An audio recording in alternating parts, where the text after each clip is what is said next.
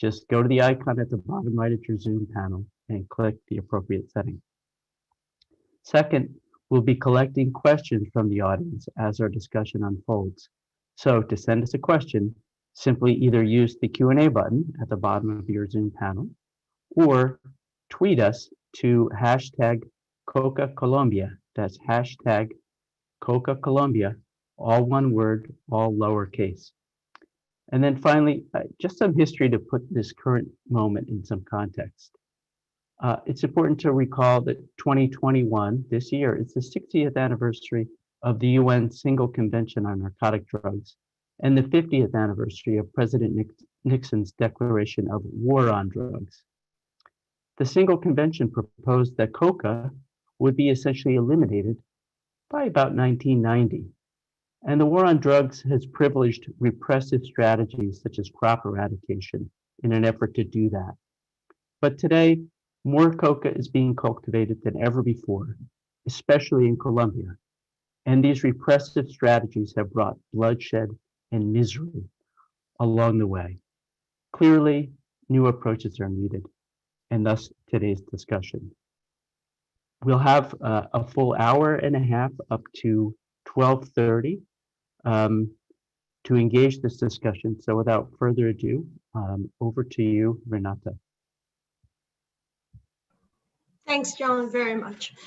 Para los colegas que nos están oyendo por YouTube o por en el seminar, si necesitan interpretación, si no entienden inglés, abajo ustedes ven un circulito donde pueden presionar.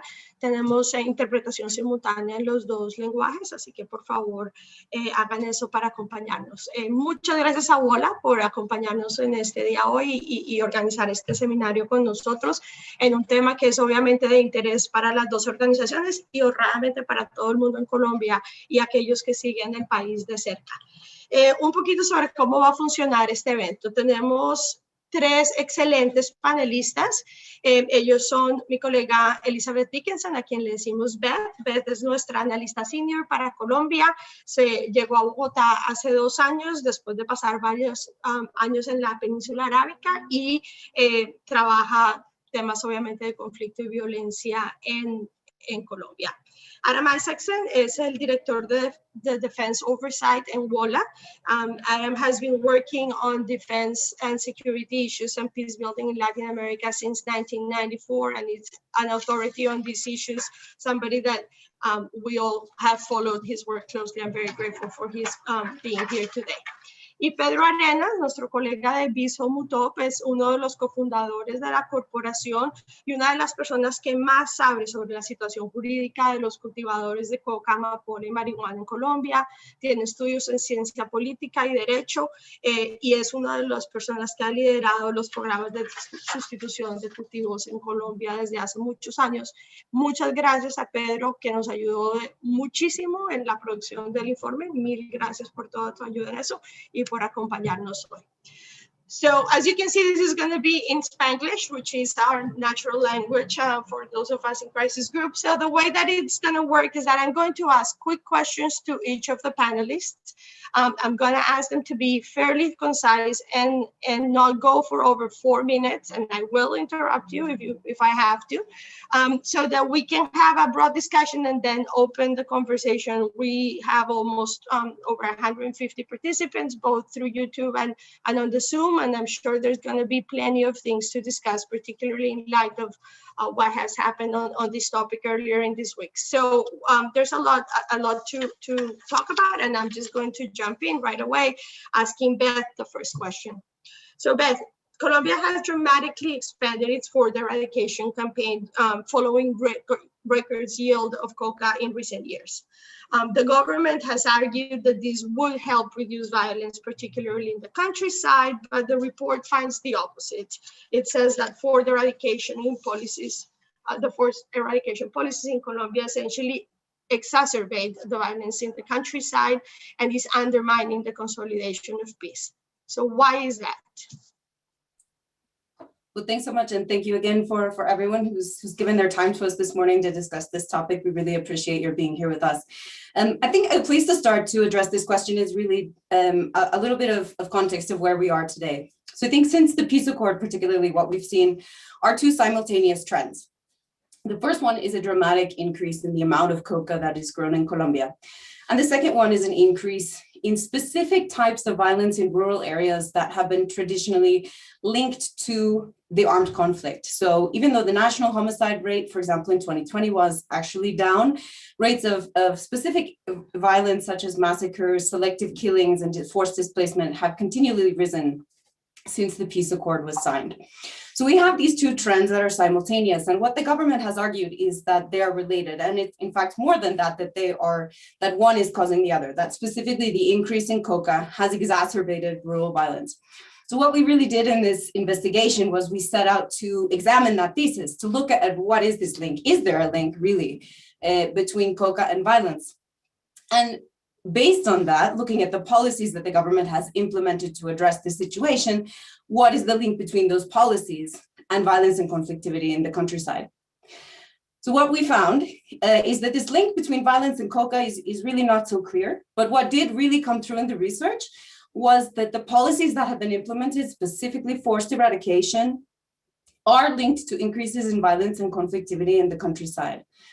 And I think something that's really important to understand why this is happening is really to understand who is growing coca in Colombia today, and why this community particularly is in such a position of vulnerability. And I think that our colleague Pedro will address this, I think, later on in the conversation, but just to sort of bookmark it here, that this is a population that is extremely vulnerable, and that we need to differentiate between those who are earning the dramatic sums of money from the drug trafficking trade and those who are actually growing the raw product itself.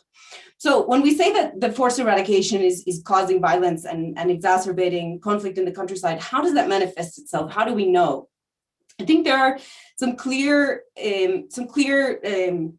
examples and also manifestations that we can discuss. The first one is that forced eradication itself is really a violent confrontation.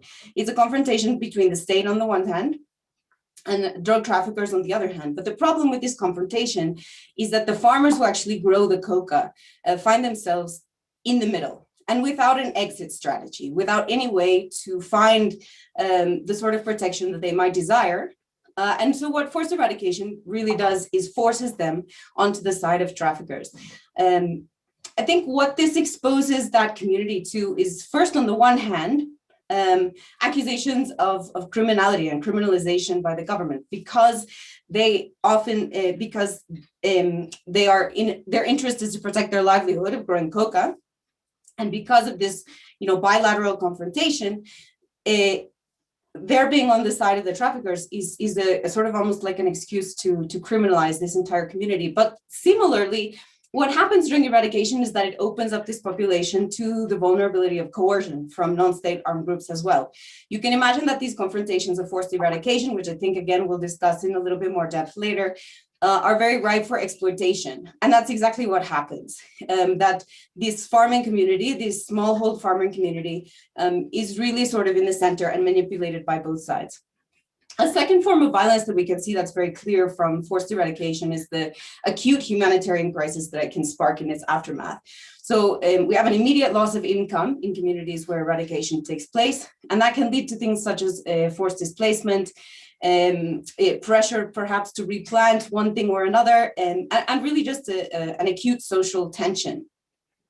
All of this culminates in really a hostile relationship between the rural communities and the state. And this is how we come to the conclusion that essentially what's happening with forced eradication in the countryside is that it is undermining the state's ability to consolidate their legitimacy, their influence, and ultimately their control in the countryside. So one of the core tenets of the peace accord was exactly that, for the state to establish services legitimacy, this presence, so to speak, that isn't just military, but actually has a depth and something that rural communities can believe in and start to be a part of. And what eradication then does is essentially makes that impossible. First, because of this hostile relationship with the communities, but second of all, instead of providing these rural areas with the protection that they seek, it essentially forces them on the side of traffickers and expels them from that same state and that same protection that they would need in order to really integrate into the state and be able to consolidate it. So we have two goals that are in conflict here. We have the counter-drug policy, and we have the idea of the state establishing really a credible, legitimate presence in the countryside, and we find that they are directly in conflict. Thank you so much, Beth. Before I turn to Adam, para la gente que nos está oyendo en YouTube, YouTube no tiene la posibilidad de hacer la traducción simultánea. Si necesitan oír en alguno de los otros dos idiomas, por favor vayan al link de Zoom. Lo encuentran en la página de WOLA, también lo encuentran en Twitter, donde lo hemos estado publicitando. Entonces, si necesitan traducción, por favor vayan a Zoom. Les toca registrarse, pero se demora 1 minuto y pueden entrar inmediatamente.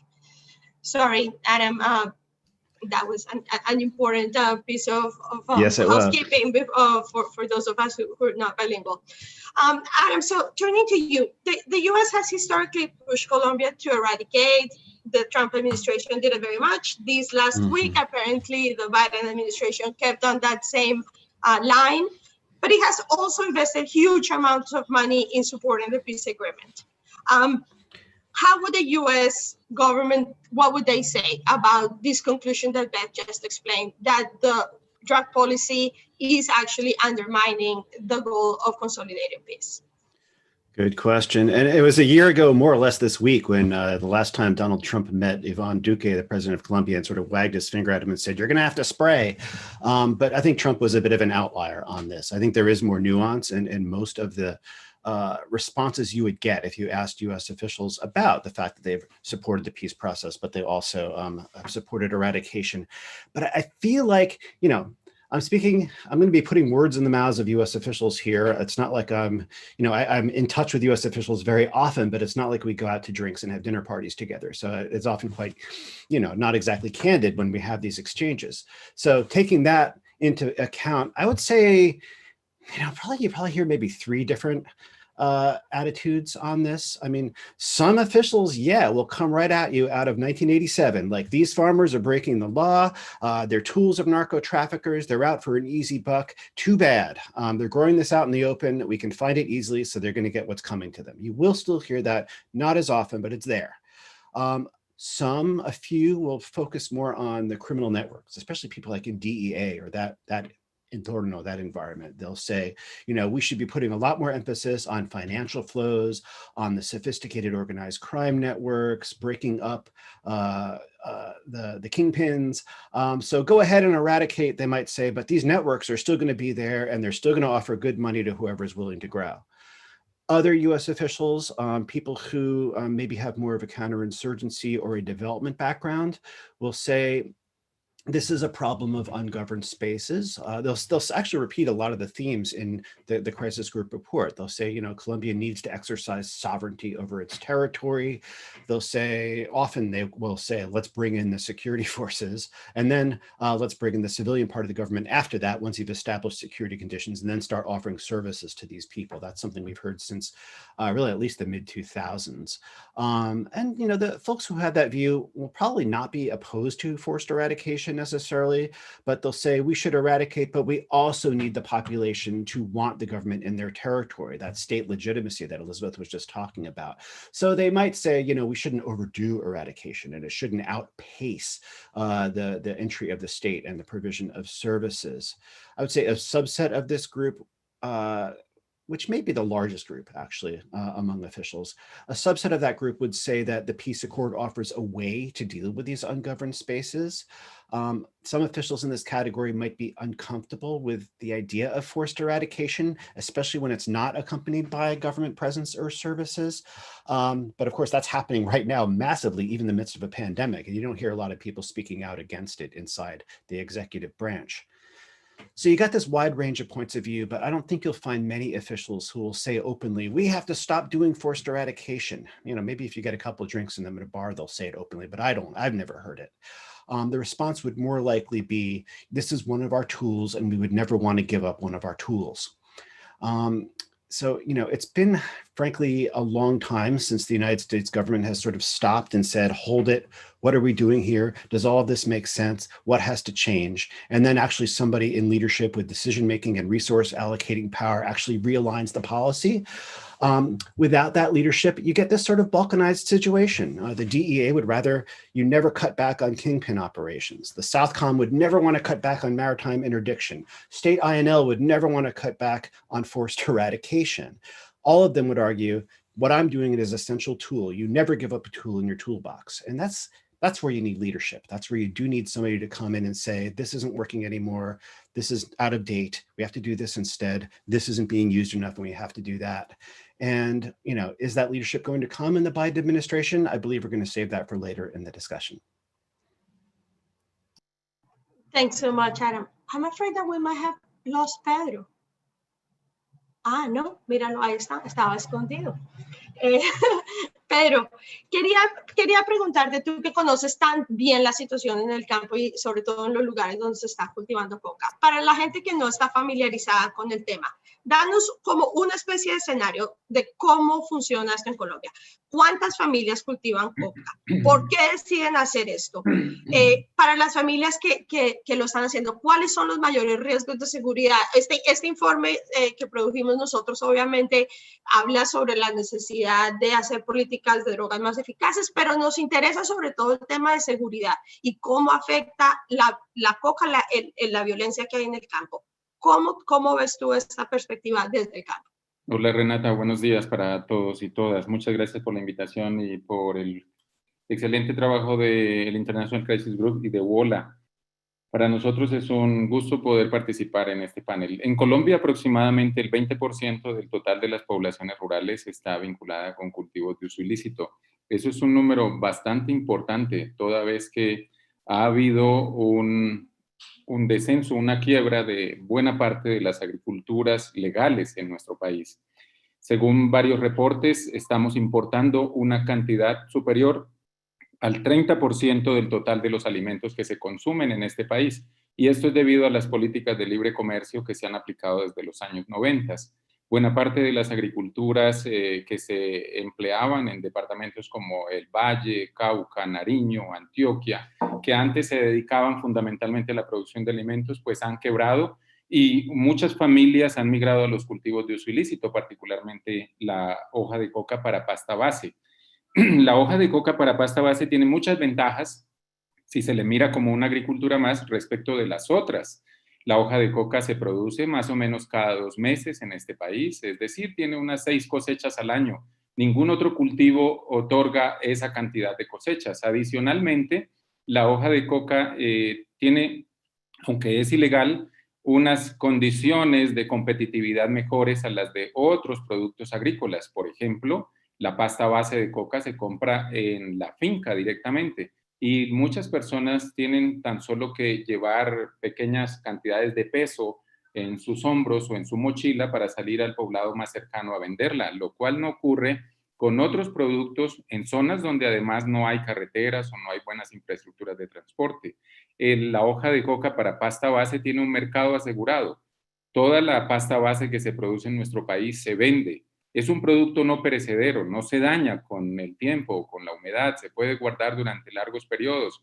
Y entonces tiene esas ventajas que, visto como una agricultura, insisto en ello, pues la hace más competitiva respecto de las otras que están en crisis, incluyendo dentro de esas economías en crisis también al café y en algunos casos al cacao, porque se trata en buena medida de un país que no protege a sus agricultores legales. ¿Qué les lleva a dedicarse a esta actividad? Pues el hecho de que se combinan estas ventajas competitivas con que muchas familias están ubicadas en lugares donde no hay infraestructuras, donde no llega el Estado a proveer servicios o dotaciones básicas y donde además el Estado ha perdido desde hace décadas el control del territorio por parte de sus fuerzas de seguridad. Como se trata de un mercado ilícito, grupos armados ilegales se disputan esas rentas. Como bien lo plantean ustedes en su informe, esos grupos armados, al tiempo que representan un riesgo de seguridad, curiosa y paradójicamente también representan una especie de protección a las transacciones comerciales que se adelantan con la pasta base. Entonces hay una especie de precio de sustentación garantizado en aquellas zonas y ese precio de sustentación está mediado por intervenciones de actores armados ilegales. Claro que hay riesgos de violencia, sí. Sin embargo, una serie de estudios han demostrado que no siempre las altas tasas de homicidios coinciden con los departamentos o municipios donde hay más cultivos de coca.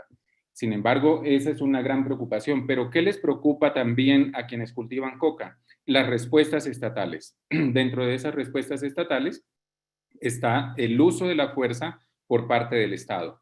Cientos o miles de familias han pedido desde los años 80 que llegue el Estado con oportunidades para acceder a mercados lícitos, con infraestructuras, pero también que llegue todo el conjunto del Estado Social de Derecho y no solamente algunos operativos militares cada año. Curiosamente, los operativos militares siguen siendo la única presencia del Estado en buena parte de los 14 departamentos con mayores niveles de producción. Y esos operativos estatales emplean drásticamente la fuerza, la violencia. Incluso las fuerzas militares están cada vez más implicadas en tareas de erradicación forzada y no siempre los soldados o los militares han recibido entrenamiento para, por ejemplo, enfrentar las protestas sociales. Para eso está la Policía Nacional.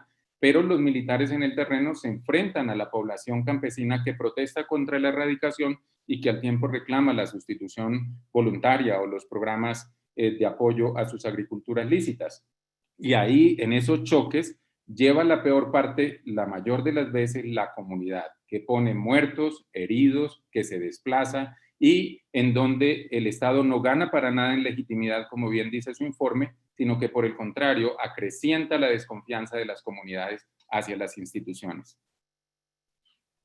Mil gracias, Pedro. Muy importante ese diagnóstico. And Beth, let me allow to just build on exactly what Pedro was describing, because that is something that you wrote about extensively in the report. The way in which coca growers are sort of caught between the state security forces and the criminal organizations. You were able to do field in a year in which most of us haven't been able to leave the house. You were lucky to go to many of these places. What did you see when you went there? How is the situation on the ground? Yeah, so I think perhaps one thing that could be helpful is I want to describe a little bit about what kind of eradication we're talking about, what these operations actually look like. And that can help understand exactly why this is a confrontational strategy and exactly the dynamics that Pedro was mentioning. So what we're discussing right now is manual eradication. So what that essentially means is that the military and the police are going into these areas and physically pulling up the coca crops or spraying them with pesticides at close range. So generally what's happening is that the military will enter an area. Of course, they'll be carrying their arms and they will secure the area and the perimeter of the area. So this just visually, you can imagine that this is what sort of image this is conveying in a rural area whose only experience really with the Colombian state are these sorts of operations and this sort of presence of the military. So another important thing I think to understand, and we were very lucky in this report to have the opportunity not only to speak to communities, but also with the military. And I think something that has become very clear is that because the military has very high targets and specific targets about how much they must eradicate each month and each year, they are really searching for those hectares. They are really searching for those places. So something that's happened over the 20 years that we've been seeking to eradicate coca, fumigation and forced eradication manually, is that the coca has moved. The coca has moved to places that are off limits for eradication. So we're discussing national parks, we're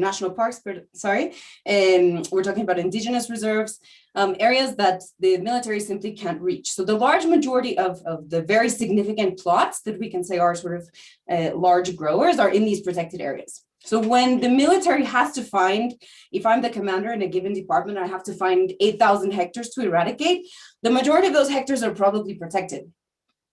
So I have to go to the sort of edges of the territory to find places to eradicate. And often that means going to the places that have the smallhold farmers that are sort of in the most vulnerable situations, that don't have access to transportation networks and have the least sort of presence, so to speak, of state services. So that's sort of the context in which this is happening. So we imagine that the military arrives to a community. What does the community do in response?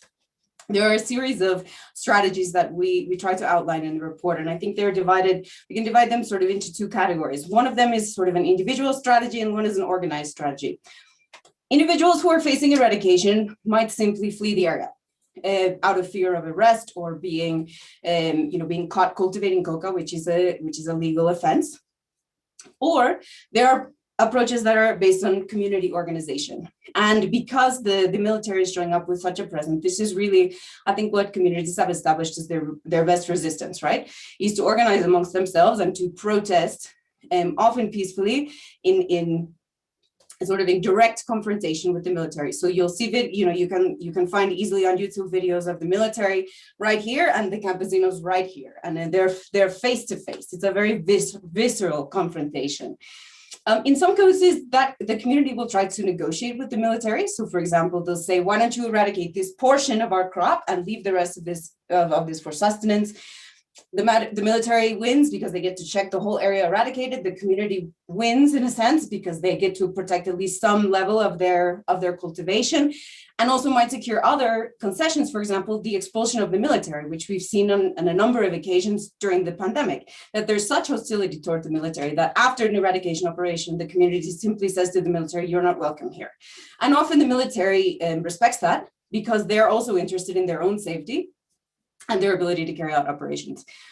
The other scenario for organized resistance are direct clashes. And in 2020, there were over 1,800 of those that left 16 people dead and over 100 wounded. So this is not a small number of incidents. Obviously, these clashes are bad for everyone. They're of course bad for the military because it's not nice to be a soldier. Many of these guys are young and be in direct confrontation with women, children, farmers that you can easily imagine came from communities like theirs. But it's particularly bad for the coca farmers because it places them in this situation that is extremely ripe for exploitation. So if there's a disposition in the area to protest regardless, we can imagine that just a slight nudge or slight bit of coercion from an armed actor, who's often the only de facto authority in these areas, can really make this a matter of life or death. You show up to the protest, or you go forward, or your women and children will be on the front line, and they don't, the threat doesn't have to be explicit. It's there because the presence of these armed actors is in the territory.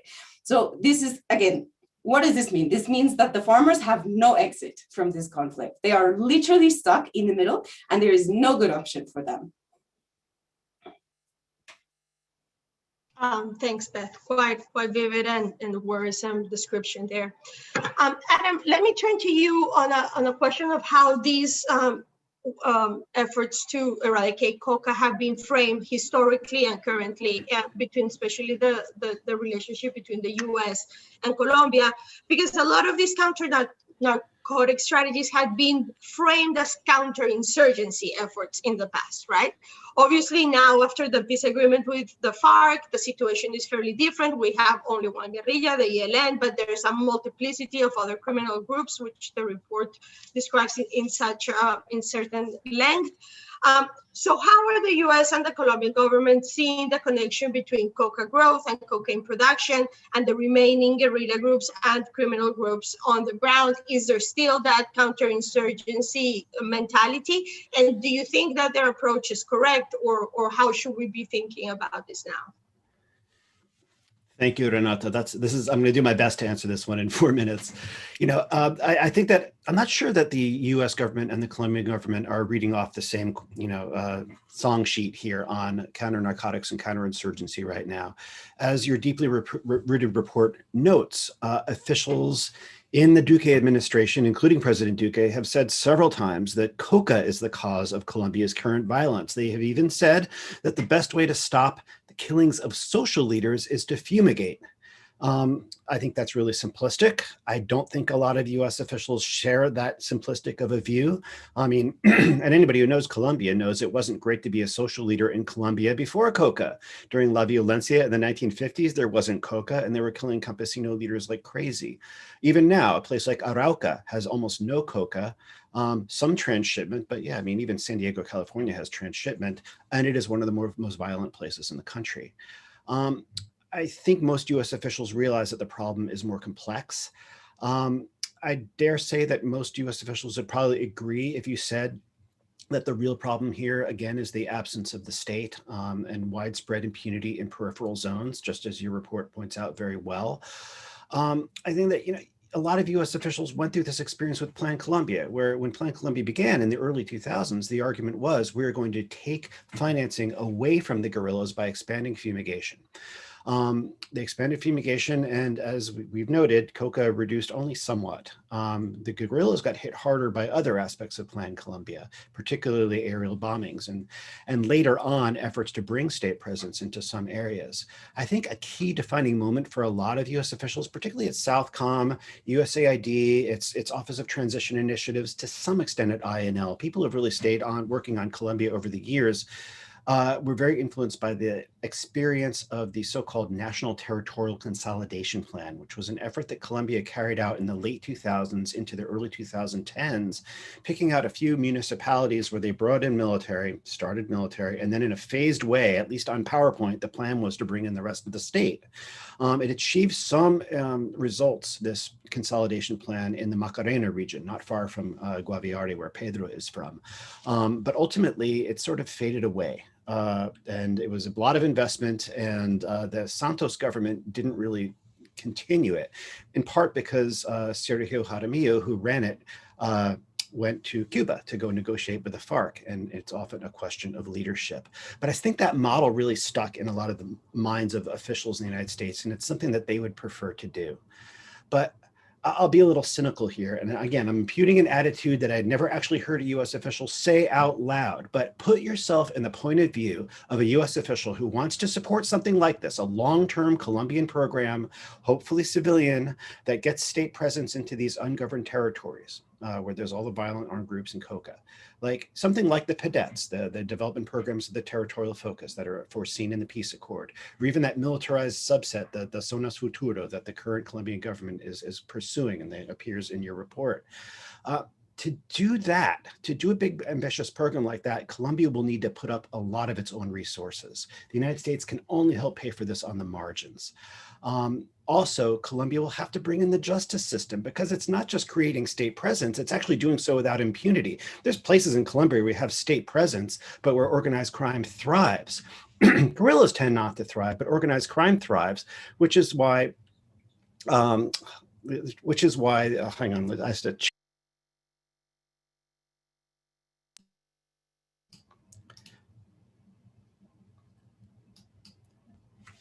There. Sorry, I lost contact there. I had a little technical difficulty. So organized crime thrives in a lot of these areas, even though there is state presence, because there's impunity. To some extent, the FARC were easy to fight because they wanted to fight the state. Organized crime and a lot of these new groups that have popped up do not.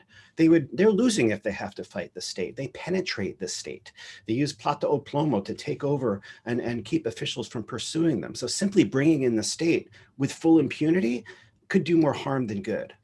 Okay, doing all of this means people running Colombia have to put up a lot of resources, and they have to submit to the rule of law, even their most corrupt officials. You collaborate with paramilitaries, you go to jail. Okay, so back to this US official. Do you see the Duque government really committed to those two things I just mentioned? Do you see any energy for a Marshall Plan in rural areas? Emilio Archila, the counselor for stabilization, is overseeing some interesting things, but certainly nothing on that scale. Hardly. So here's the cynical part. You know what needs to be done. You see little likelihood that Colombia's political class is going to do it anytime soon. Meanwhile, you're under pressure from Washington to reduce cocaine supplies. Forced eradication, fumigation might look kind of good to you as a stopgap to keep the problem manageable without actually moving towards solving it. I know that's cynical, but I'll end with this. And in my other hat, I often work on the US-Mexico border. And there we see huge increases in asylum seekers from Central America, because there's a broken asylum system in the United States, and there's horrible conditions in Central America. Has the policy been, let's help Central America deal with root causes and let's fix our asylum system? No, it's been, let's block asylum seekers. It's quicker, it keeps the numbers down, it keeps it manageable. And I just feel like I'm dealing with this same this same lazy shortcut that ends up doing more harm in everything I work on here at WOLA lately, if I may vent for a moment. Gracias, Adam. Sí, esa cuestión del corto plazo y del largo plazo quizás es la maldición que lleva a Colombia, y Francisco Tumbi, que está en la audiencia, está haciendo comentarios de ese estilo en el Q&A, diciendo cómo hacemos para romper estos dos, pero ya llegaremos a esa pregunta. Pero Pedro, muy conectado con lo que hemos estado conversando hasta ahora, el programa, el acuerdo de paz y creó un programa de sustitución voluntaria, un mapa, digamos, de alguna manera, para tratar de hacer ese desarrollo rural a largo plazo, del que claramente hay un diagnóstico que es lo que se necesita para resolver este problema a largo plazo. Pero lo que está pasando en el terreno, según vemos, es bastante diferente. ¿Por qué no nos explicas un poquito qué se prometió, qué está ocurriendo, cuál es el problema y cómo lo solucionamos en 4 minutos? Súper fácil. Bien, claramente Colombia ha tenido experiencias en materia de sustitución de cultivos y proyectos de desarrollo alternativo desde comienzos de los años 90, junto con algunas zonas de Perú y de Bolivia en los Andes. Colombia ha desarrollado de la mano con la asistencia técnica de la UNODC y también por iniciativa de los presidentes algunos programas de sustitución, y tenemos buenas lecciones aprendidas de familias guardabosques, del Plan Nacional de Desarrollo Alternativo Plante, también del mismo programa de consolidación. Lo que ha ocurrido es que las lecciones interesantes no se han copiado y no se le ha dado continuidad a los programas, Renata. Cada presidente se ha inventado un programa diferente, entonces no gozamos de una estabilidad institucional para estos programas. Sustitución de cultivos es como una contracara de la erradicación forzada. Es una estrategia pacífica, dialogada, implica proyectos productivos, implica una mejor presencia institucional de carácter social en los territorios. Pero también complementa, paradójicamente, a erradicación, porque ambas pretenden la eliminación de hectáreas. Y entonces se ha puesto a los programas de sustitución a competir con erradicación forzada para ver qué tan exitoso es cada uno, en cuál elimina más hectáreas al año. Este fue un problema que tuvo la administración Santos incluso en el comienzo del programa PENIS. Se puso a competir a un programa que no tenía un buen equipo burocrático, que no tenía tampoco presupuesto suficiente, con el Ministerio de Defensa, que hacía erradicación forzada, y a ambos se les puso la meta de erradicar 50,000 hectáreas. Pues no se puede poner a competir a los programas de sustitución con los programas de erradicación. Eso debería ser una lección clara para todos y todas. Segundo, no deberíamos medir para nada el éxito de los programas de sustitución en cuántas hectáreas elimina y cuánta plata se le asigna al programa. Se debería medir es en cuánto grado de desarrollo se provee a esos territorios, en cuántas oportunidades de vincularse con economías lícitas tienen las familias campesinas de esos lugares, en cuántas infraestructuras se construyeron. Es decir, una nueva métrica debería estar detrás de los programas de sustitución, desde un enfoque de acceso al desarrollo y de derechos humanos, y no en cuántas hectáreas se eliminan. Se ha dicho, por ejemplo, que el programa PENIS es muy costoso, y se compara siempre con las medidas cortoplacistas de la erradicación terrestre o de las fumigaciones aéreas. Ahora mismo se pretende vender como una fórmula exitosa la aspersión aérea, porque podría llegar a eliminar al año 50, 60,000 hectáreas, pero esos son resultados de corto plazo. La sustitución de cultivos es más lenta, pero brinda resultados más estables en el tiempo. Yo conozco personalmente, fui alcalde de San José del Guaviare, familias que estuvieron en guardabosques que definitivamente cuando se vincularon a ese programa dejaron atrás para siempre los cultivos de uso ilícito, mientras que eso no ocurrió con las aspersiones aéreas. Las aspersiones trasladan los cultivos de un lugar para otro. En ese sentido, las aspersiones aéreas y el uso de la fuerza en la erradicación terrestre es más costoso.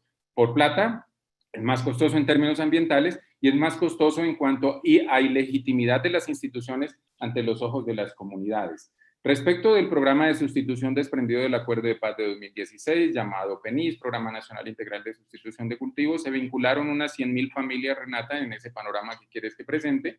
De esas familias, no todas han recibido asistencia técnica y no todas han recibido proyectos de seguridad alimentaria, pero ha habido un avance importante. Sin embargo, lo que más le interesa a las comunidades que se vincularon son los recursos para emprender proyectos productivos alternativos. Y hoy, 3 años y medio después de que las familias que primero se vincularon, arrancaron unas 43.000 hectáreas de coca, solo el 2% del total de los vinculados a ese programa ha llegado a obtener recursos para proyectos productivos por cuenta del Estado colombiano. El 2%, eso es un número realmente ínfimo pasados ya casi 4 años. Y eso es lo que hace que muchos piensen que el PENIS no es exitoso, que el PENIS no funciona. Realmente el PENIS no puede todavía decir uno si funciona o no funciona, porque lo que pasa es que no lo hemos hecho bien y no lo hemos aplicado correctamente y de manera oportuna. Y quisiera cerrar diciendo, respecto de los programas de sustitución, en tus preguntas, ¿qué debería hacer la comunidad internacional? Pues bien, la comunidad internacional debería dejar de apostar por medidas cortoplacistas como la erradicación terrestre y la aspersión aérea, debería concentrarse más en respaldar esfuerzos de desarrollo. El punto 4 del Acuerdo de Paz de 2016 tenía que estar atado al punto 1 del Acuerdo de Paz, y no puede haber sustitución de cultivos sin programas de acceso a la tierra. No puede haber programas de sustitución de cultivos sin programas serios de acceso a mercados lícitos, sin construcción de infraestructuras. Sin duda, si la cooperación internacional se enfoca en respaldar este tipo de esfuerzos, habría mejores resultados en el tiempo desde todo punto de vista social, económico y ambiental. Gracias, Pedro. Muy útil. Beth, I'm going to turn to you with a question that I'm just reading the Q&A, and this is something that is coming up in many of the questions that are being posed by the audience, which is, what are the implications of drug policy in the government security strategy in the countryside, and in particular for the future of the 2016 peace accords? You had mentioned earlier today that you had done quite a few interviews with the military. What are the eradication units and the regional commanders think about this? What would you recommend to alternatives? Several of the people who are listening today are asking, okay, how is this violence connected with other criminal economies? What's happening with other criminal groups? If Coca is not at the center, then how does it connect when we think about a strategy that helps bring insecurity down in the countryside? And I know that's a very big question. As usual, 4 minutes to solve everything. Look, I want to start by saying something that I think has come up a lot in our discussion, but we need to just clarify a little bit. There's a lot of discussion when we talk about these issues about state presence. And for me, the question is not state presence, it's what kind of state presence. Because it's not that you go into these areas and there is no state presence. It's a question of what kind of state do you have there? Is it the state that's only the military? Is it the state that's co-opted by whatever criminal or armed group is in the area? Is it a state that's extractive, or is it a state that's providing actual services? And this is actually a similar debate to what we see when we discuss with communities about military presence. Communities in rural areas want security. They just don't want the military. So what that tells us is not that they don't want a military, it's that they want a military that behaves differently, that has different objectives, and that provides security for them. So this leads us into a discussion about the security strategy at the moment.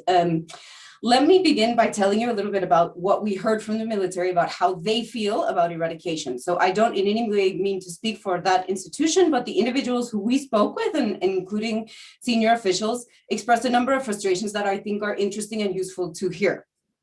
I think the first frustration is generally that eradication complicates their job. So eradication is not a job that anyone enjoys. It's not enjoyable for those who are experiencing eradication, and it's certainly not enjoyable for those who are eradicating. And the military is very frustrated by the temporary nature of eradication. So we have one of these big operations, very confrontational, very hard work, taxing, distressing work for soldiers, and then they leave. They can't secure that area because they don't have the troops. And so within 3-4 months, that same area, much of it will be replanted with coca. So the military actually has one of the higher estimates of replanting that we heard. UNODC puts it at 50%, the military puts it between 85 and 90% for manual eradication, which means that you eradicate 100 hectares and only 9 of them will remain without coca. A second, I think, frustration is really that these sorts of operations are a distraction from the sorts of operations that they would like to be prioritizing in terms of disarticulating armed groups. So in areas where there's significant amounts of eradication taking place, this can take away 1/3 to or more of the troops that are in the area from other jobs. And I think another complaint that's really quite important to hear is that it complicates the job of security in terms of building trust with the community, which in this context is vital, because you need human intelligence if you're going to disarticulate these organizations. You need trust. You need to be able to have a relationship where there's information sharing. And that's impossible in areas where eradication is taking place, because the risks of any interaction with the military are just enormous. And in fact, the military unintentionally, I think in many cases, put civilians at risk by requesting information. So this is sort of a very difficult, this is a difficult puzzle for them to sort through. I think what this all brings us to is sort of this picture where you have the military in almost perpetual conflict with the countryside in order to keep the number of hectares down, right? If it's so temporary and if it's so confrontational and if there's so little trust with the community, it's just going to require that you keep doing it constantly, always. And that's really not a goal that's not something it's not compatible with the idea of securing the countryside, with providing civilians a place where they can sort of safely go about their lives. So what do we suggest, I think, in it as a way to sort of flip the script? I think the first sort of governing rule that we put forward in the report and that we would argue is sort of the base of the thinking about this is we have to give cultivators a safe way out. We have to provide them a way to have security in their communities and to have an option. Because again, right now, the confrontational situation that they're facing does not provide an option out of the current situation that they're in. And what that looks like, again, is probably turning back a bit the coercive approaches, rolling back eradication. We're pragmatists in Crisis Group. I think no one expects that forced eradication is going to stop tomorrow, but if we can't stop it tomorrow, let's start to limit it. Let's look for ways that we can negotiate with communities, that we can do gradual eradication that is voluntary, that is in agreement with the community, that is in exchange for some sort of support. And when there is eradication, what we strongly suggest is that the military is not at the forefront of it, because this is just such a poisonous, toxic relationship that's been developed between the state security forces who are meant to be protecting these communities and the way that they are being asked to behave in the territory. It's not compatible with a sort of policing or security model in which you can say that the community feels safe. So again, I think, last point would be that for the US, the question is really the following.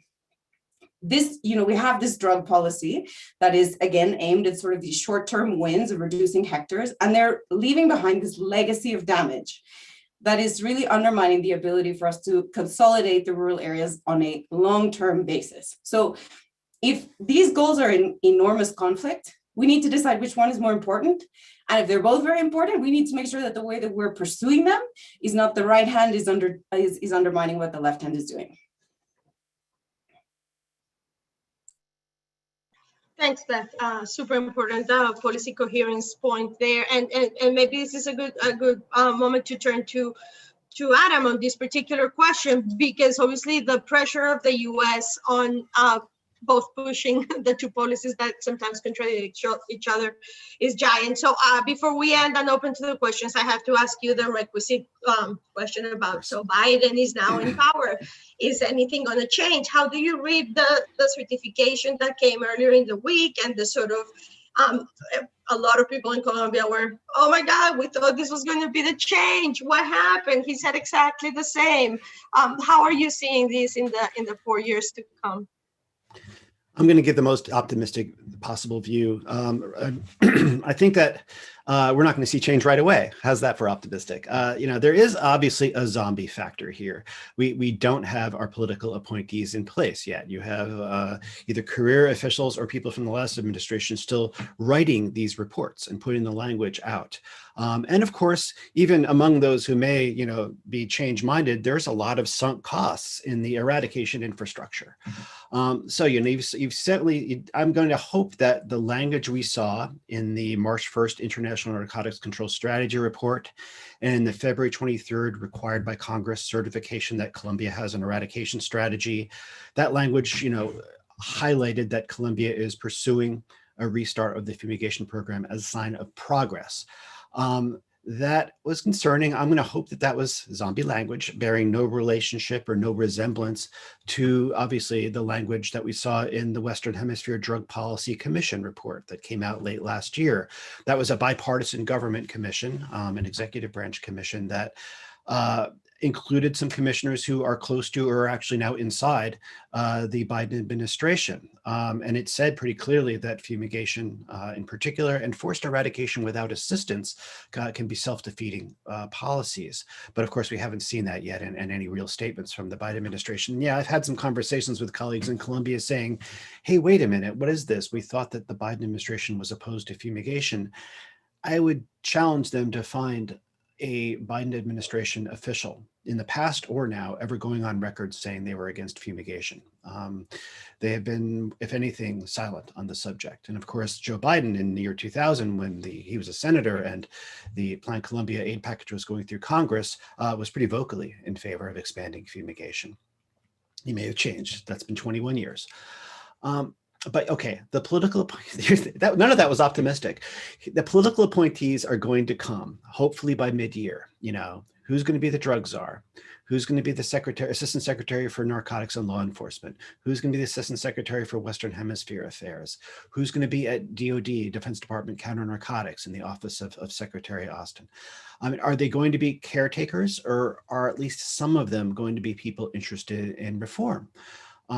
At this point, I'll be as optimistic as I can. I would really like to see a fundamental policy review happen in late 2021, early 2022, just as usually it's the fall of 2021 is when the executive branch folks will be sitting together and deciding what they want to ask Congress for 2023, which would then get debated in Congress all of next year, 2022.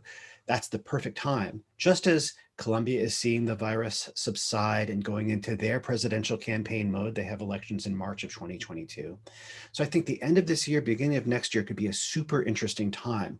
And going into 2022, you're gonna have a new government in Colombia. The Biden administration will finally be quite consolidated in pursuing an agenda.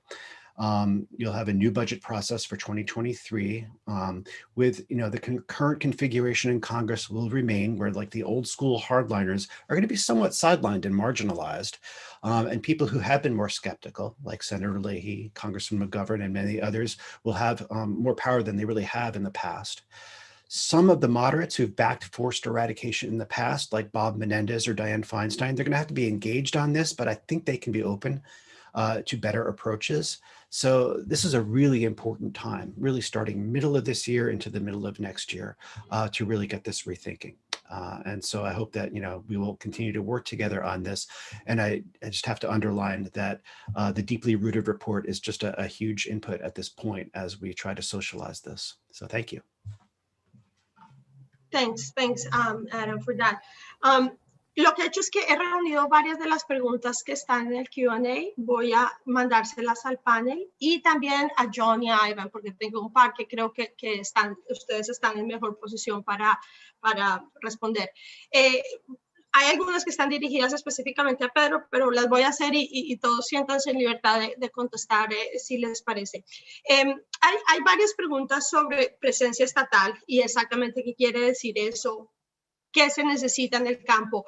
Y Francisco Tumi, que fue una de las personas que hizo esa pregunta, apunta a algo que nosotros encontramos en muchas de las conversaciones que tuvimos con los oficiales del gobierno colombiano. Y es un poquito el hecho de que habría que cargar fiscalmente a las ciudades bastante para poder darle al campo lo que se necesita, y realmente nosotros no vimos una voluntad política muy grande en eso. En el informe escribimos, porque varias personas nos dijeron esencialmente lo que hay que hacer es que hay que mover a los campesinos al Estado, porque realmente vamos a llegar con el Estado a donde están los campesinos es bastante improbable. Entonces, Pedro, sobre todo porque tú fuiste alcalde de San José de Guaviare, has estado en posiciones. ¿Cómo se coordina además ese nivel nacional con el nivel local y qué exactamente se necesita en términos de construcción de Estado?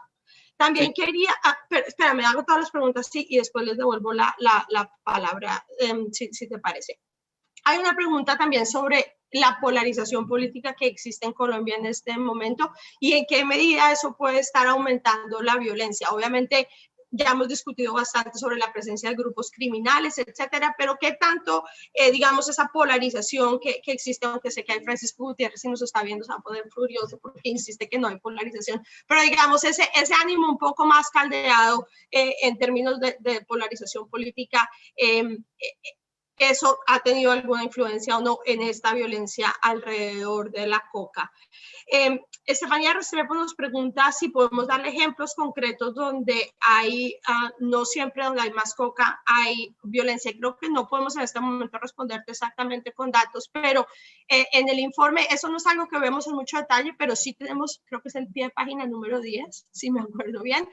Juan Carlos Garzón en el Fundación Ideas para la Paz, Razón Pública, han hecho exámenes en el que, como Pedro decía, muestran que no son, la correlación no es exacta, o sea que hay gente que ha hecho esa examinación y con gusto si quieres después te podemos señalar en esas pruebas.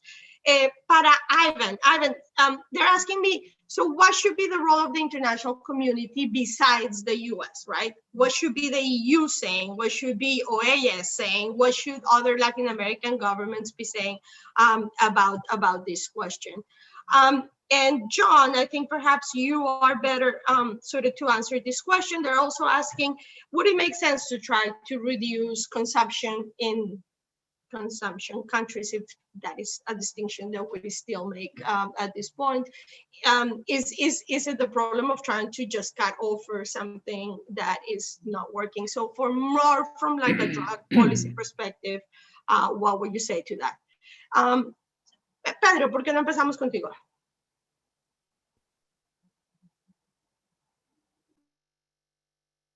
¿Cómo quieres que comience? Dale, sí, dale tú, por favor, contesta.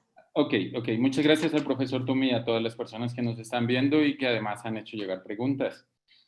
Miren, en las comunidades a las cuales nos estamos refiriendo, las demandas podrían señalarse en su siguiente orden. Primero, servicios básicos como la educación, la salud, la provisión de infraestructuras, particularmente las carreteras secundarias y terciarias, están siempre en el corazón de los pedidos de las comunidades.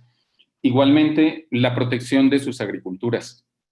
Muchos y muchas reclaman que sus productos agrícolas lícitos tengan seguro de cosechas, que tengan precios de sustentación, apoyo para el transporte y para el bodegaje, y que reciban también asistencia técnica para poder insertarse de manera adecuada en los mercados nacionales e internacionales, cumpliendo todos los estándares sanitarios y fitosanitarios. Para eso, pues, hay que fortalecer la prestación de los servicios técnicos asistenciales en todos los órdenes. En el campo productivo, pues, fortalecer las unidades que prestan servicios de asistencia técnica como las UMATAS y las Secretarías de Agricultura. El profesor Tumi se refiere a la presencia del Estado. Yo tendría que decir que tenemos Estado prácticamente en todos los territorios del país, pero no necesariamente el Estado que las comunidades demandan, que las comunidades requieren. Le vuelvo a colocar de ejemplo el caso de Guaviare.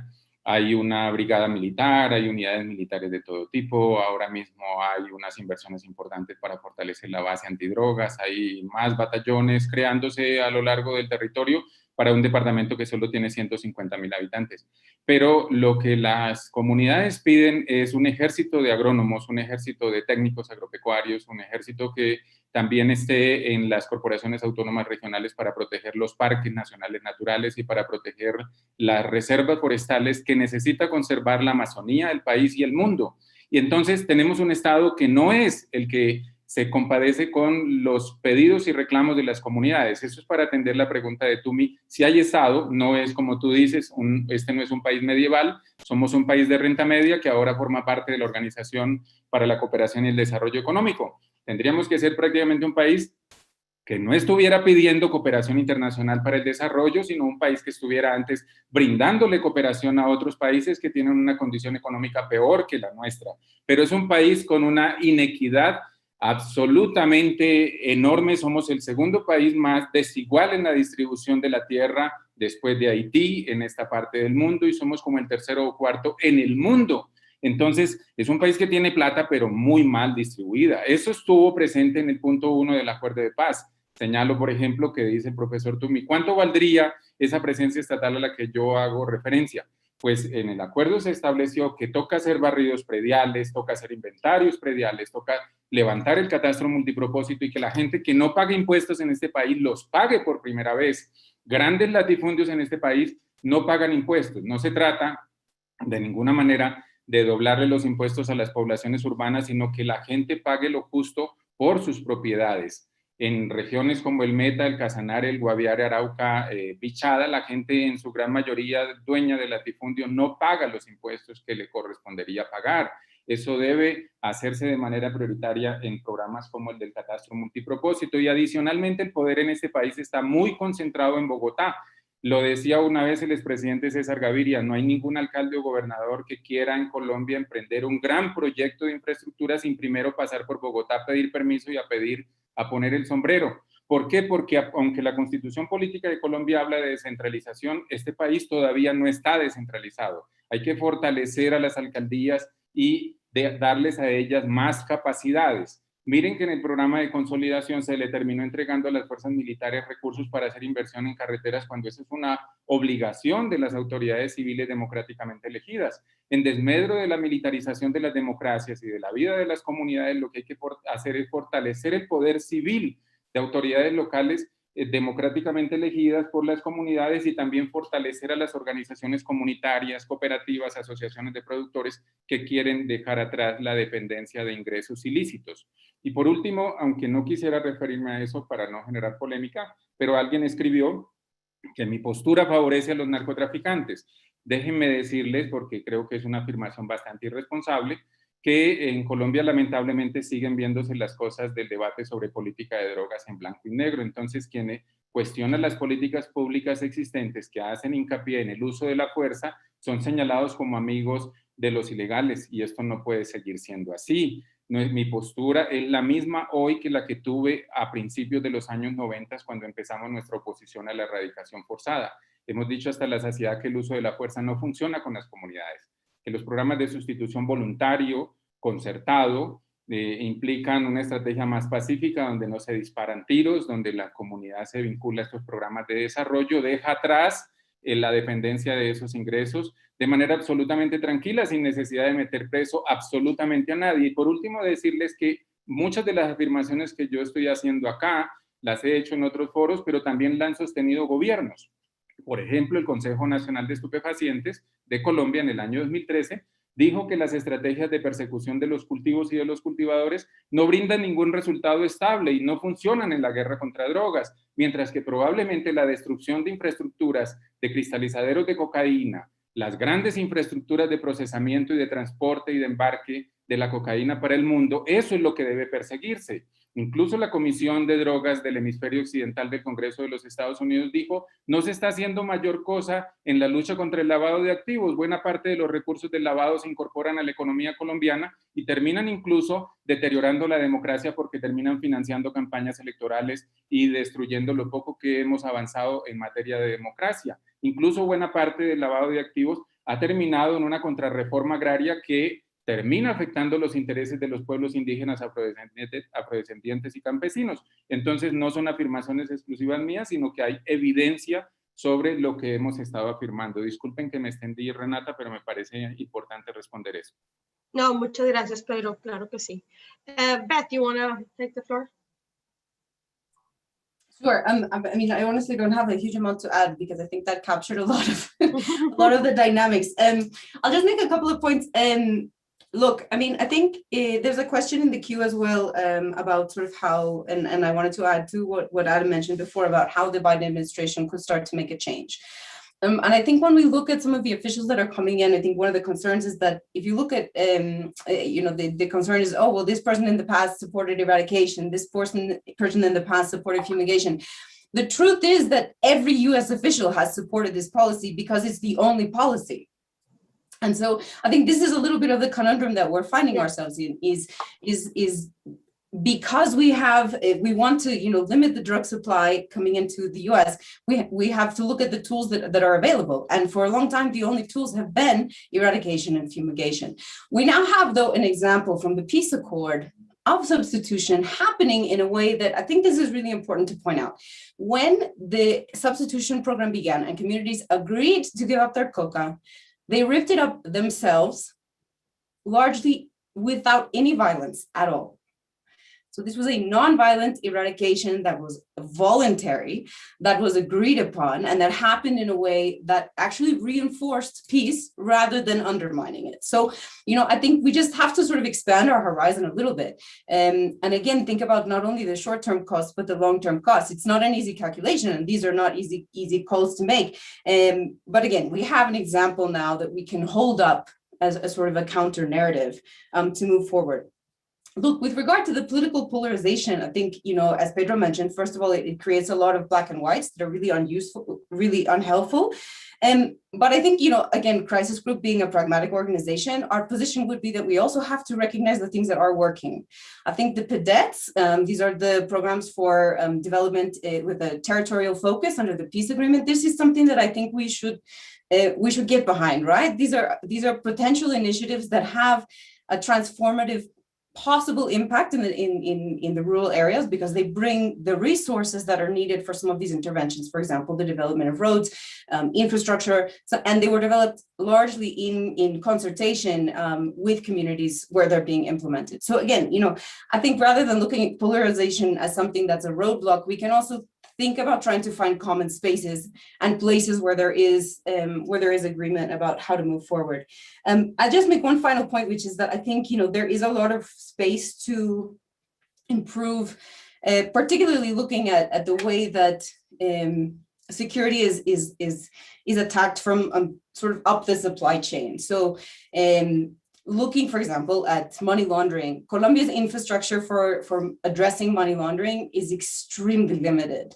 And it's actually significantly behind other countries of the same income level. So I would say that, there are areas to focus. There are things to be done. There are clear interventions to be had in terms of making transactions more visible, drawing them to the attention of the central bank, and bringing up to speed that sort of intervention that can actually have a very, a longer term effect and disarticulating these armed groups than constantly going after sort of the raw material that they're benefiting from.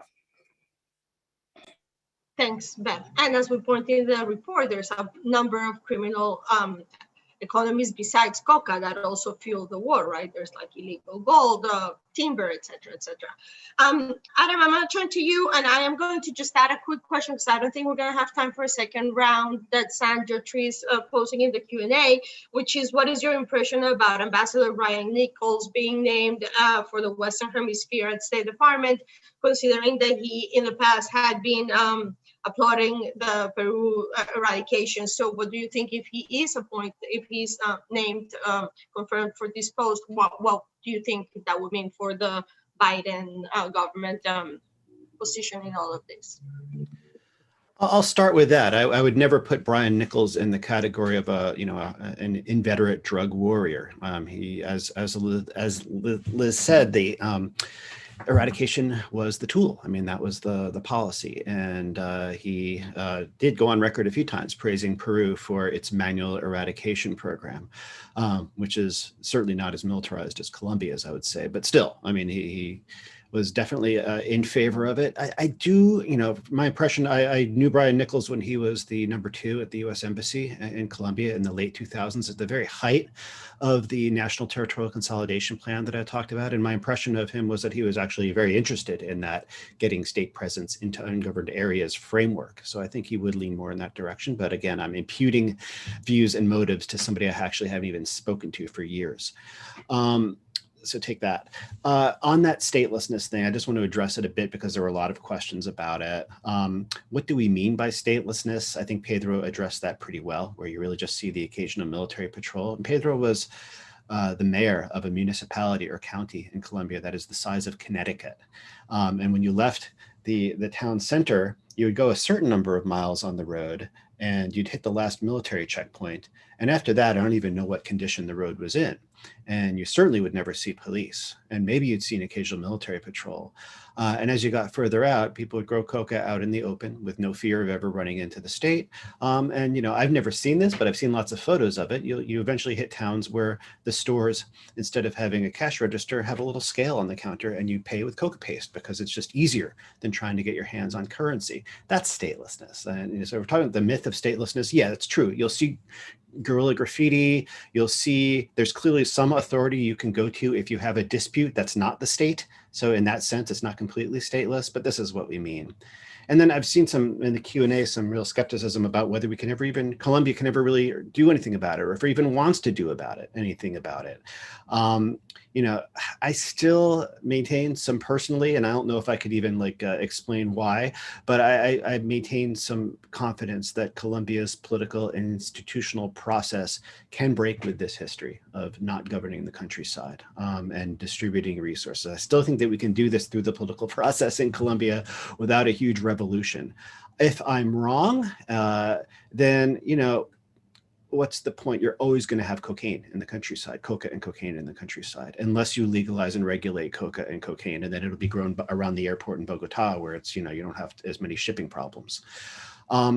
If you did that, if you did suddenly, if you left the countryside ungoverned, but cocaine was suddenly not a source of income for organized crime, you wouldn't have a golden age of peace and prosperity in the Colombia's ungoverned countryside. You'd have to deal with all the other violent aspects of leaving vast areas stateless. You know, you'd still have, as the report notes well, illicit mining, timber, just plain control of extortion of every business that exists, human trafficking. If you're near a border, like in Arauca, which I was talking about, taxing contraband. That's how the ELN in Arauca makes much more money by extorting the oil industry and everything that goes along with it. As well as state coffers and royalties. They haven't had to depend on the coca in Arauca, an area where they've been since the early 1980s. And they actually pretty much prohibited farmers from planting coca, which put them in a dispute with the FARC and later now with FARC dissidents. But that's still the rule there. So you do have a very violent place that doesn't have much coca.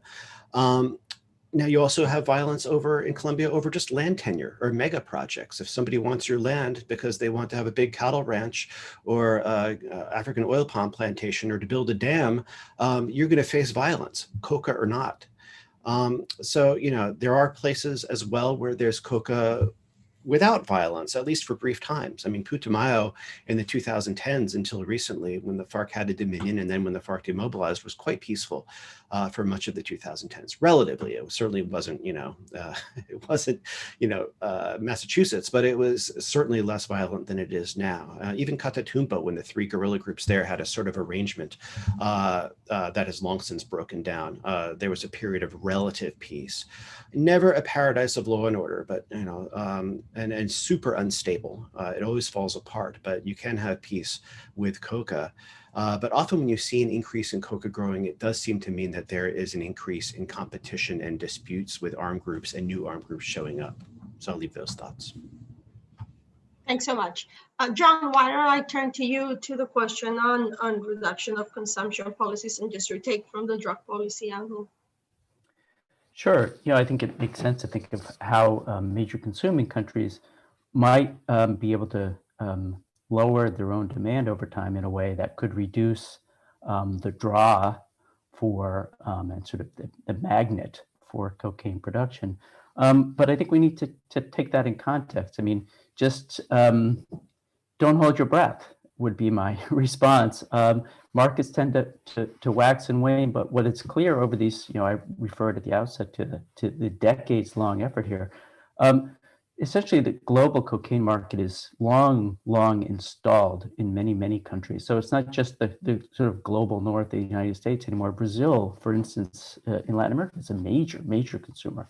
European countries. So it's a global market in a globalized world. It's not going to go away. And I think we need to put in context Colombia's role in this global market and understand what the structure of that market is in a system that's prohibitionist and provides these fantastic profits that actually nourish a black market and groups that are willing to operate outside the law, especially where the rule of law is so weak, to engage in that market. And I think so that goes to a whole series of other questions about what kind of market it should be, what kind of steps should be taken to try to reduce the demand. Traditionally, in much of the world, those steps have been criminalizing use and possession, resulting in massive human rights abuses, due process violations, and mass incarceration.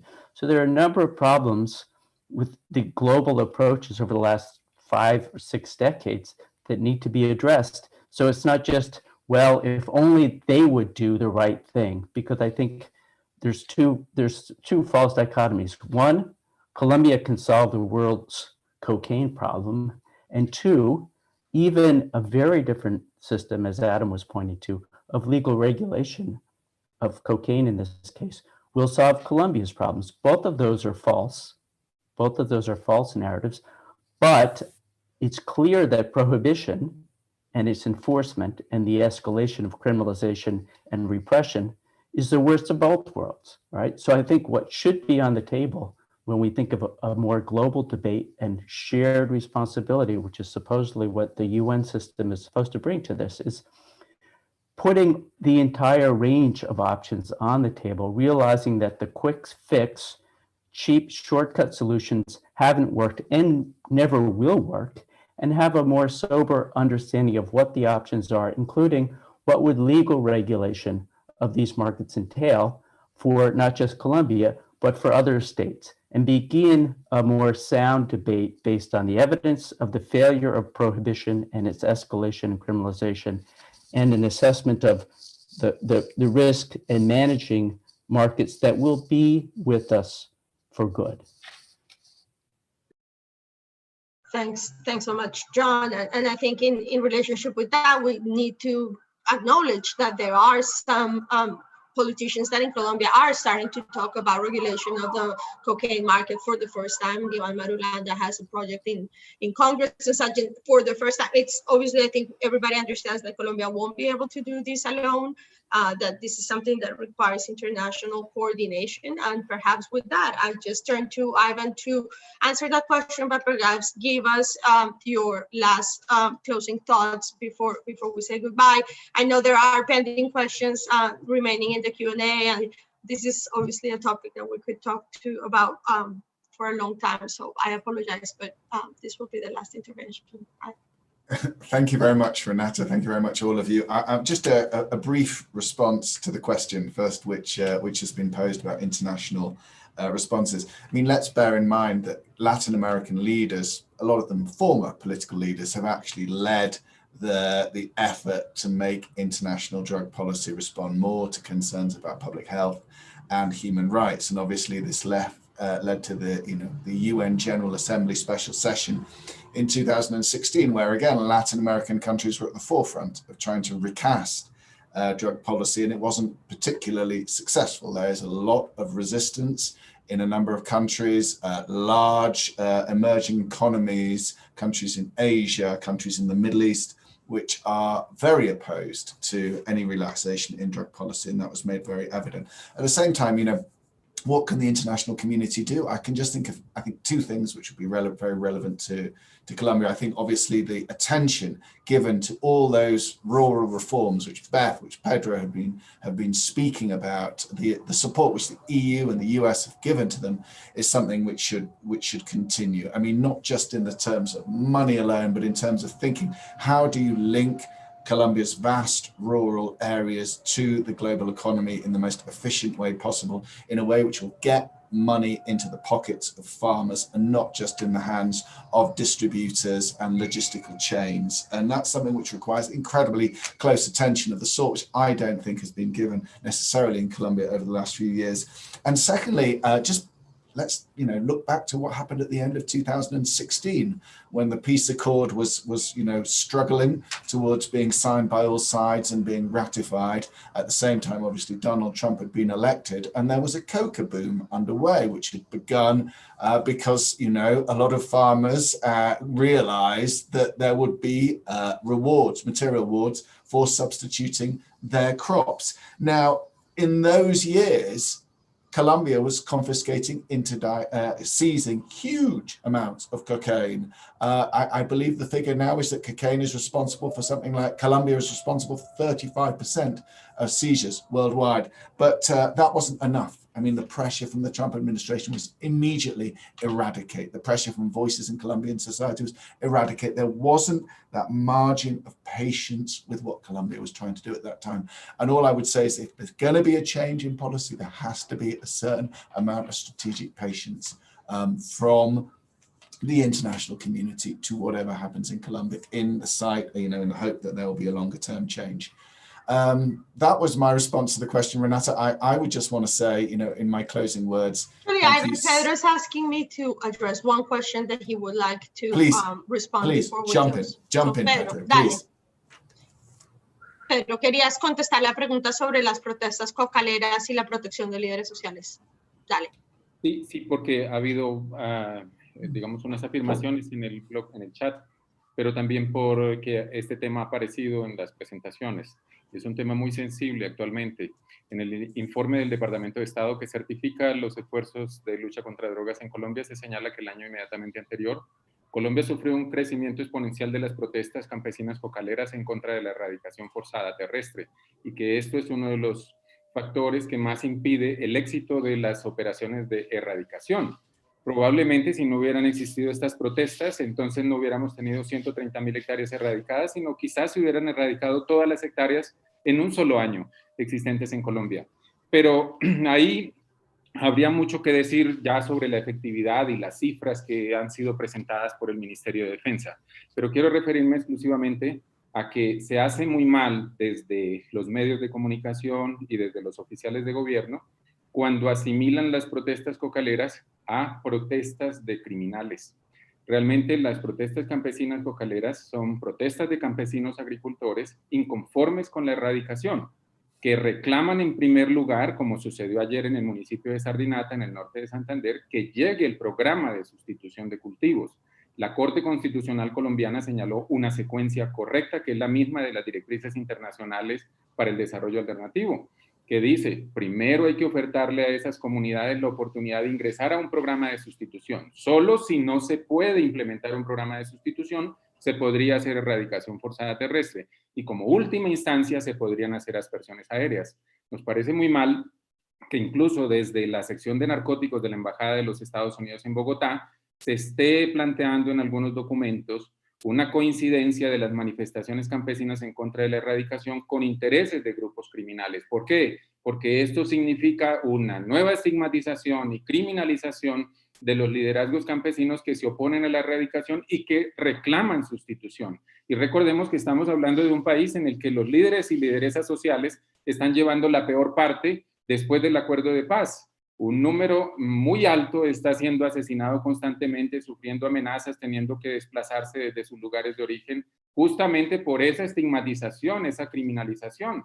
Probablemente entonces tendríamos después un escenario de judicialización de esos liderazgos. Y eso para nada es serio en un país que se dice democrático, que además tiene consagrado en su constitución el derecho a la protesta social. Gracias, Pedro. Sí, un punto importante. Albert, ahora sí. Well, now, thank you so much. I mean, for me, this has been a really wonderful discussion on a very tricky subject, and I'm sure there are going to be more discussions in the future on this very issue. Thank you to WOLA, thank you to Viso Mutop, thank you to everyone who's been involved in this, all of you for attending. I just want to, walk away with give you a last thought or two before we finish. I think one of the tropes, if you like, one of the common ways of understanding, policies against the drug industry, the narcotic industry, is of the balloon effect, or sometimes also called the cockroach effect. You do something, the problem is just pushed elsewhere. And we're not talking in the report which Crisis Group produced about the whole drug industry. We're talking about its roots. We're talking about the farms. We're talking about where the coca leaves come from, this indispensable input into the sort of production process of cocaine. There, the economic incentives exist as well, very clearly made. This point has been very clearly made by Beth and Pedro. But the policy has just pushed production to the most remote areas of Colombia. We haven't shown a map of where coca is grown nowadays in Colombia, but you can see very clearly Nariño and Norte de Santander, two of the hot spots of the moment, right against the Ecuadorian border, right against the Venezuelan border, in huge concentrations of crops. So, that more eradication leads to ever more growth of coca in more remote areas. So eradication is, as Adam has said, short-term thinking, understandable. short-term thinking? What else exists? What would be long-term thinking? How would it work? What would be involved? What would the stakes be? How much money would it cost? But there's also the sense of short-term thinking endlessly being repeated over time. And this is something which we see not just in, you know, the counter-narcotic fight in Colombia, it's the counter-narcotic fight in Mexico, it's elsewhere as well. So no clear solutions. We don't say there are any. I agree with many of the policies which are being suggested. I think it involves changes in rural policy, changes in rural economic development, and changes in security policy. And at a certain moment, it will require the international community to sit down and say, really, well, what is the most effective way of doing this? And that will require leadership. And we're waiting to see if that will happen or not. But in the meantime, thank you so much. We will continue writing about this, and I hope you continue to plug into all our reports from all the organizations involved here. Thank you. Y naturalmente les invitamos a los que no hayan tenido la oportunidad de leer nuestro informe de Crisis Group sobre este tema, lo encuentran en nuestra página crisisgroup.org.